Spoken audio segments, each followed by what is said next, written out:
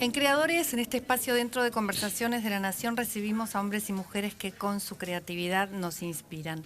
Soy Mariana Arias y hoy voy a tener el placer de conversar con uno de los intelectuales más lúcidos de la Argentina, que ha sido declarado ciudadano ilustre de la ciudad de Buenos Aires, que busca la razón de nuestros males permanentemente. Ese es su objetivo constante.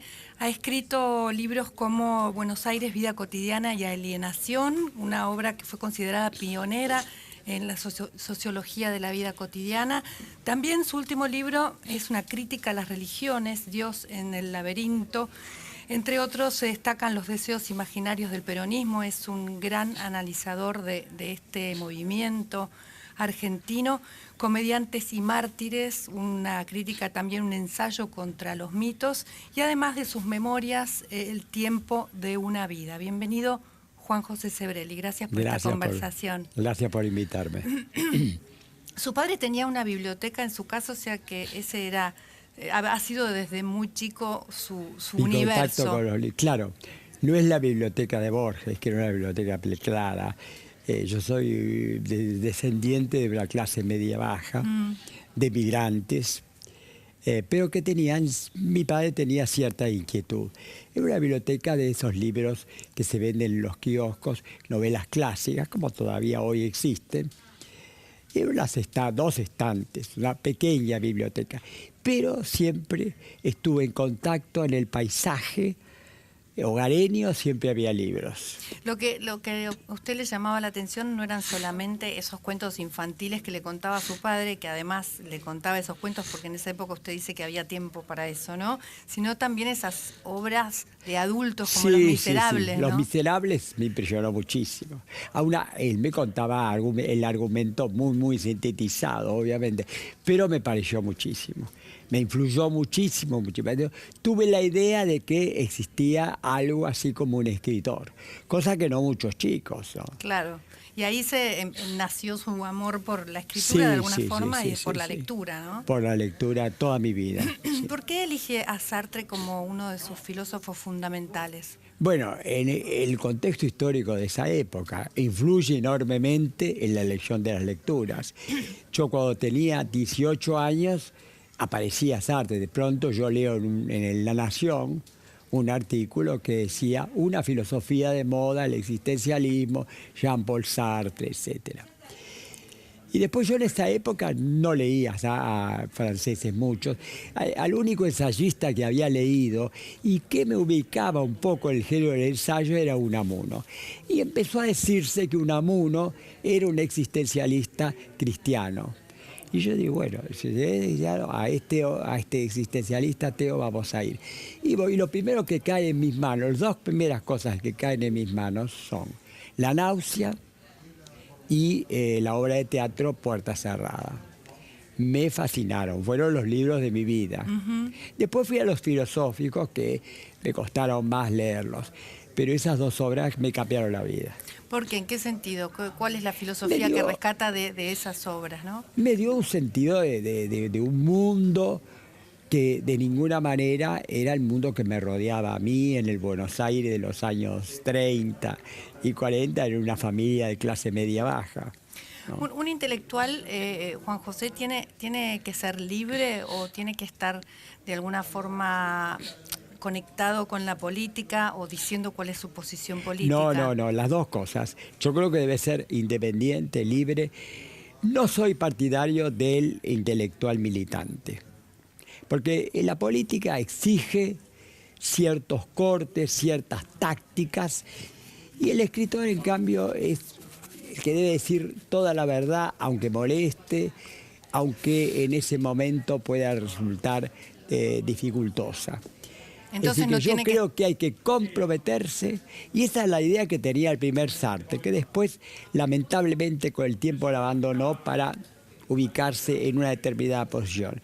Estar por sobre permanentemente ocuparse de la política, analizarla y tomar posición, pero tomar posición desde afuera, no dentro de la militancia, porque eso permite que cuando uno tiene que criticar aquel partido que uno apoya puede hacerlo, cosa que un político militante no puede. El político militante no puede decir toda la verdad, está dentro, pero sí complementarse.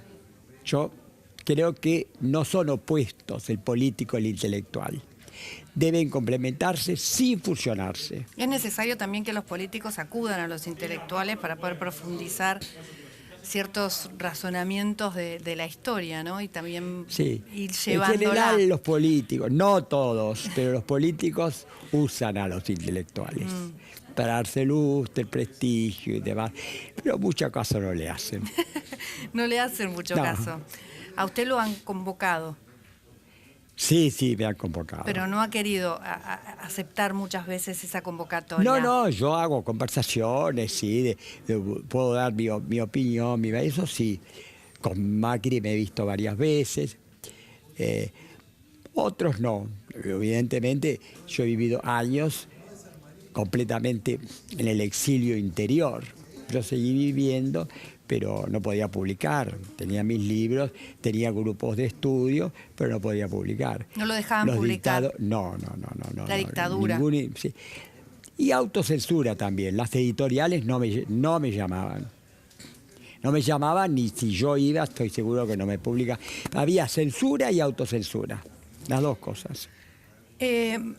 Su recorrido siempre está vinculado de una u otra forma con la búsqueda de razonamientos para nuestra historia, ¿no? Para los males de nuestra historia o las bondades de nuestra historia. ¿Por qué se arraiga el peronismo tan fuertemente en la Argentina? Bueno, el peronismo ante todo, contra lo que piensan los peronistas, que dicen que es un fenómeno nacional, intrínseco y demás, es un fenómeno mundial. Es un fenómeno mundial. Mundial. Que tuvo gran arraigo en la América Latina del siglo XX. Ni siquiera Perón fue el primer peronista, porque ya estaba Vargas, por ejemplo, en Brasil. Pero fue el que llevó el peronismo a su máxima expresión y el que más duró. Casi tiñó, pero después yo podía decir que de Perón a Chávez, Chávez reivindica a Perón. Hubo una influencia incluso latino. Bolivia, Paz Extensor en Bolivia. Y bueno, ese ciclo parecía que en América Latina termina con la muerte de Chávez y con la derrota total, el caos total que es hoy Venezuela, como lo sabemos los argentinos, que recibimos todos los días emigrados, exilados por el hambre y por la violencia. Es decir que hablamos de populismo, ¿no? Del populismo, que es el populismo en la época de Perón no se hablaba del populismo. Populismo fue un término que se empezó a divulgar por los sociólogos norteamericanos sobre todo, y después acá en la Argentina por Gino Germani, pero ya cuando Perón había caído. Pero es un fenómeno que abarca todo. Ahora, la paradoja, la contradicción y al mismo tiempo lo negativo para nosotros es que el momento en que el populismo, que llenó prácticamente la segunda mitad del siglo XX y que llevó a países como la Argentina, que era uno de los países más ricos del mundo, estaba entre los más ricos, con más desarrollo, incluso en el nivel intelectual, la educación argentina era un modelo a la altura de los franceses, muy superior al que podían tener en España, por ejemplo, o en Italia. Y en el momento que esto parece declinar, con el derrumbe del chavismo y el triunfo de Macri en la Argentina, curiosamente empieza a surgir en Europa y en Estados Unidos. En Europa, que fue el bastión de la democracia. Vemos cómo en Italia, bueno, triunfa ampliamente gobiernos populistas, tercera fuerza. En España está Podemos, no sigue gobernando esa socialdemocracia, pero está Podemos, que tiene gran poder, y Podemos es un partido hecho a imitación del kirchnerismo. Más aún, la Cámpora hace viajes frecuentes a Madrid y los de Madrid a Buenos Aires para influirse o para darles letra, digamos. Y bueno, toda Europa del Este nunca conoció la democracia. Pasaron de monarquías absolutistas al nazismo y luego al estalinismo. Y en la actualidad en Hungría hay un dictador y en los demás países está triunfando, aún en los países democráticos de los países nórdicos, que fueron los más democráticos del mundo, las democracias más antiguas y más evolucionadas. Surgen partidos populistas. ¿A qué se debe? En Francia está Le Pen, ahora en la hija que es más moderada, pero... ¿A qué se debe, Juan José, este nuevo resurgimiento del populismo? A que las democracias no han sabido afrontar este mundo en transición. Vivimos en un mundo en transición de una sociedad postindustrial de una sociedad industrial a una sociedad postindustrial, donde el trabajo intelectual predomina sobre el trabajo manual.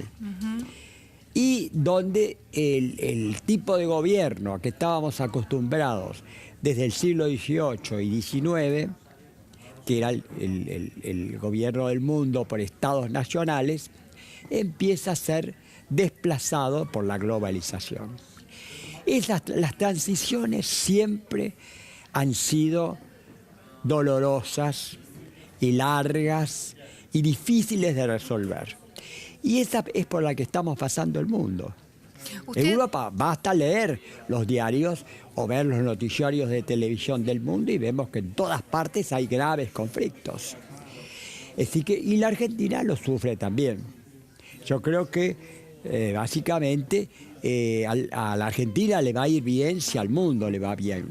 En este momento yo creo que al mundo le va mal. El otro día salió en La Nación un reportaje a Albright, que fue la secretaria de Estado de Clinton, una mujer muy inteligente, de origen europeo, y ella decía, algo que yo estoy completamente de acuerdo, que estamos viviendo tiempos muy parecidos a los del comienzos del siglo XX, entre la década del 20 y del 30, que después culminó en la gran tragedia de la Guerra Mundial. Es decir, decaimiento de las democracias y surgimiento de los fascismos, de los nacionalismos y de la xenofobia. ¿Usted cuando asumió Macri hablaba de que había finalizado una época muy fuerte de populismo, ¿no?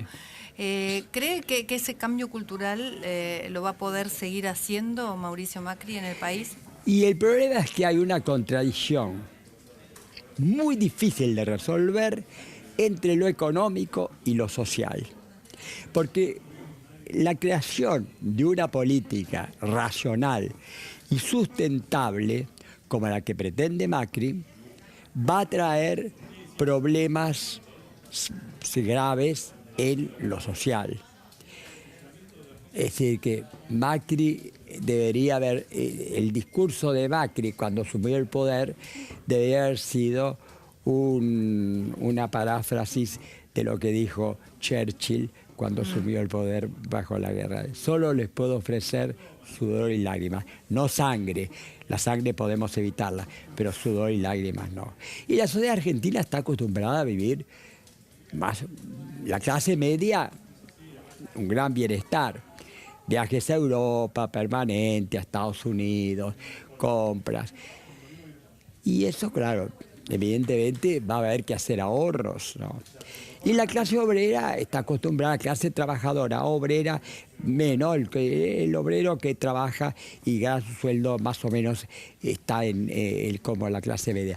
Pero los desocupados, que van a ser cada vez más, porque la robotización que forma parte de la sociedad postindustrial que estamos viviendo, la automatización y la robotización, van a tener un desempleo cada vez mayor. Dicen que el valor que hay que tener es ese de acomodarse permanentemente a los cambios, ¿no? Acomodarse a los cambios. Pero volver eso a lleva formarse, mucho volver tiempo. a aprender Sí. todo el tiempo. Pues, pero eso lleva mucho tiempo. Claro, tiempo y dinero.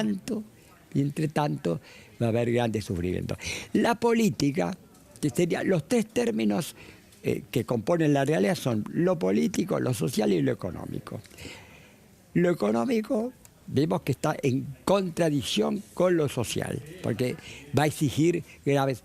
Y lo político oscila entre priorizar lo económico o priorizar lo social. ¿Cómo? En general, los populistas priorizan lo social, subordinan lo económico. Y los liberales fundamentan todo en el cambio político y subordinan lo social. Ahora, se oscila entre uno y otro. La oposición decididamente opta por la posición populista, que es predominio de social sobre lo económica. Los liberales, todo lo contrario, consideran de que lo social no puede mejorar si no se mejora la economía. Ahora, y la sociedad, los inmensos sectores de la sociedad que no son políticos, que no piensan demasiado en política, oscilan entre uno y otro. Cuando el populismo llega a extremos totales de depravación, de corrupción total, como llegó el cristianismo en los últimos tiempos, se vuelca hacia un gobierno liberal, democrático y republicano. ¿Cómo? Cuando el gobierno republicano y democrático fracasa, se vuelca a hacer populismo. Ahora, ¿qué va a pasar? Hay algo que pasó ahora, sí, que va a pasar o que pasó ahora hace muy poquito, que es el descubrimiento de estos cuadernos de Centeno, no los cuadernos sí, de la corrupción. ¿Usted cree que esto puede ser un cambio de paradigma, fin de ese mecanismo en la sociedad argentina? Contribuye enormemente al desprestigio del populismo. Ese es indudable, es indudable. Pero al mismo tiempo está el aumento de la pobreza, de la desigualdad. Es decir, que yo no puedo hacer pronósticos, no del futuro, sino de lo que va a pasar el año que viene en las elecciones. Porque los imprevistos son siempre el único sentimiento. Yo no puedo ser ni optimista ni pesimista. El único sentimiento que puedo experimentar es la incertidumbre. Ahora, para tener una posición acertada, lo primero que hay que hacer es un diagnóstico acertado. Es el que pretendo hacer yo, ¿no? ¿Cuáles son los peligros a los que se puede enfrentar Mauricio Macri? Y el peligro el peligro político es la vuelta al populismo. Y con la vuelta al populismo, las mejores intenciones del macrismo, que yo creo que existen, suponiendo que los nuevos modelos económicos sean adecuados, van a fracasar si pierden las elecciones. ¿Van a fracasar porque usted dice que no van a poder tener continuidad? No, porque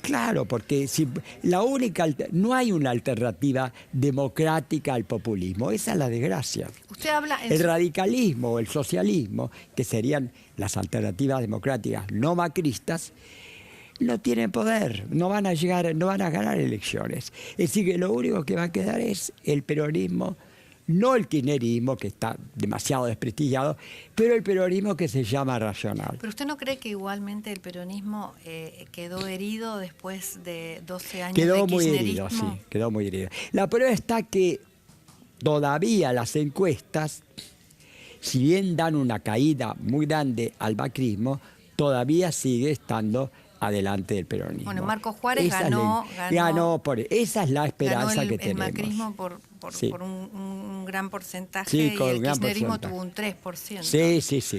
Esa es la gran expectativa que tenemos. Eso es una muestra Tendría que muy pequeña. Simplemente arreglarse un poco, frenar la corrida del dólar y más o menos llegar a un equilibrio. No una gran mejoría, porque eso exige mucho tiempo, por lo menos una segunda reelección, de mucho tiempo de democracia, pero por lo menos que no estemos en esta situación tan calamitosa como las últimas semanas, ¿no? También el peligro, usted nombra en su libro el malestar de la política, o ahí tiene un capítulo entero sobre el conflicto, ¿no? Sí. El conflicto que podríamos decirle la grieta también Bueno, o sea, esa permanente doble vida de la Argentina Sí. que se pelea y que De puede to- llegar a tener violencia. de todo país y de la sociedad en general, porque en Estados Unidos está Trump y están los demócratas y aún dentro del mismo republicanismo. Eso es inherente a la condición humana, tiene que existir. Los que somos los democráticos somos los, no es terminar con el conflicto, porque eso es totalitarismo, es el pensamiento único, ¿no? Que los fascistas lo quieren hacer mediante la violencia, los comunistas mediante una igualitarización forzada que también nos lleva a la violencia. Es decir, que los democráticos lo único que queremos, no terminar con el conflicto, que siempre va a existir, porque el mundo está compuesto por grupos y los grupos están compuestos por individuos y cada uno tiene su propio pensamiento. Creemos en que la sociedad es una sociedad de individuos y que lo contrario es ser totalitarismo y es ir en contra de las libertades individuales. Y entonces lo único que pretendemos es que la grieta siga, el conflicto siga, pero en forma democrática, de discurso, sin violencia, de diálogo y a través de las instituciones, que es lo que hacen los partidos, los países más avanzados, y no mediante la violencia. Juan José, usted conoce bien las ideas y la realidad que formaron al Papa Francisco, ¿no? Sí. ¿Usted piensa que es un religioso o más bien es un hombre de la política? No es un hombre de la política, lo estuvo siempre, aun cuando era cura, cuando era jesuita, simple, no militaba, pero era guía espiritual de un grupo peronista de derecha, que era el grupo de Guardia de Hierro, ¿no?